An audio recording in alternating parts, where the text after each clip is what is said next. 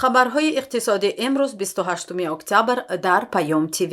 бино ба гузориши оморӣ дар 9 моҳи соли ҷорӣ ё аз моҳи январ то сентябри соли 2022 дар вилояти Суғд 1409 тонна семент истеҳсол шудааст. бино ба гузориши хадамоти матбуотии раиси вилояти Суғд, корхонаи ҷамъияти дорои масъулияташ маҳдуди Хуаксин Ғайюр Суғдсемент дар 9 моҳи соли ҷорӣ истеҳсоли маҳсулотро ба 415,2 миллион сомонӣ расонидааст.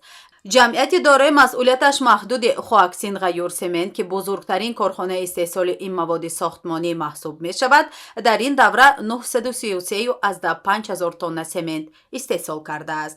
агар дар соли 2016 429,000 тонна семент ба маблағи 208,8 миллион сомонӣ истеҳсол шуда бошад, дар охири соли 2021 ҳаҷми истеҳсол ба 1,200,000 тонна расид, ки аз ин ҳисоб 666,6 миллион сомонӣ ба даст оварда шудааст. тибқи омор, дар моҳҳои январ-сентябри соли 2022 дар вилоят 1419 тонна семент истеҳсол шудааст. як қисми маҳсулоти истеҳсолшуда ба кишварҳои ҳамсоя низ содир шудааст. дар муқоиса бо моҳҳои январ-сентябри соли 2021 содироти семент аз вилоят 19,5% ё 94,930 тонна зиёд шудааст. қобили зикр аст, ки феълан дар Тоҷикистон 16 корхона семент истеҳсол мекунанд. иқтидори умумии солонаи онҳо 5,6 миллион тонна маҳсулот аст.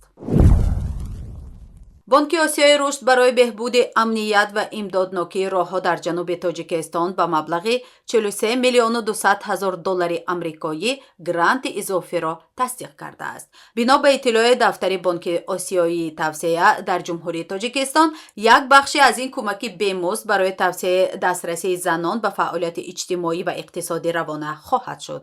бонки Осиёи рушд ин кӯмакро барои беҳбуди долонҳои асосии байналмилалии роҳ кӯмаки ҳамаҷониба унвон кардааст.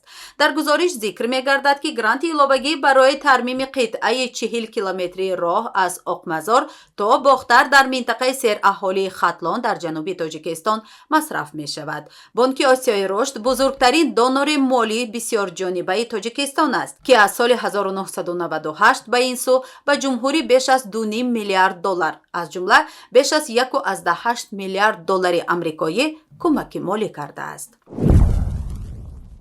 як рӯз пеш 27 октябр дар Душанбе дар ҳамкорӣ бо Шӯрои соҳибкорони Тоҷикистону Амрико мизи мудаввар бо доираҳои тиҷоратии Амрико баргузор шуд. дар чорабинӣ раҳбарият ва намояндагони Кумитаи давлатии сармоягузорӣ ва Идораи амволи давлатӣ, вазорату идораҳо, роҳбарият ва аъзои Шӯрои соҳибкорони Тоҷикистону Амрико, инчунин намояндагони ширкатҳои бо нуфузи амрикоӣ General Electronic, Coca-Cola ва ғайра ширкат карданд. дар рафти мизи мудаввар иштирокчиён доир ба фазои соҳибкорӣ ва сармоягузорӣ, имкониятҳои сармоягузорӣ дар соҳаҳои саноат, кишоварзӣ, энергетика ва бонкдорӣ маълумот гирифтанд. дар фарҷоми чорабинӣ иштирокчиён даъват карда шуданд, ки дар татбиқи лоиҳаҳои сармоягузорӣ саҳм гузоранд ва ба таъсиси корхонаҳои муштарак таваҷҷӯҳ зоҳир намоянд. нархи арз. бонки миллии Тоҷикистон қурби расмии асъори хориҷиро нисбат ба пули миллии сомонӣ барои имрӯз 28 октябр муқаррар намуд. қурби расмии 100 рубли русӣ дар Тоҷикистон 16 сомониву 30 дирам мебошад. бонки миллии Тоҷикистон қурби 100 доллари Иёлоти Муттаҳидаи Амрикоро 1021 сомониву 53 дирам ва 100 евроро 1023 сомониву 38 дирам муқаррар кардааст. нархи нафти хом. имрӯз нархи нафти хом дар биржаҳои ҷаҳонӣ яккам поин шуд. нархи миёнаи фурӯши ҳар бушка нафти хоми таҳвили моҳи оянда дар биржаҳои Intercontinental Exchange ва Brent фьючерси Лондон 93 доллару 80 цент муомила шуд. нархи миёнаи ҳар бушка нафти хоми таҳвили моҳи оянда дар биржаҳои New York Mercantile Exchange ва Lightweight Oil New York 87 доллару 88 цент муомила шуд. нархи тилло.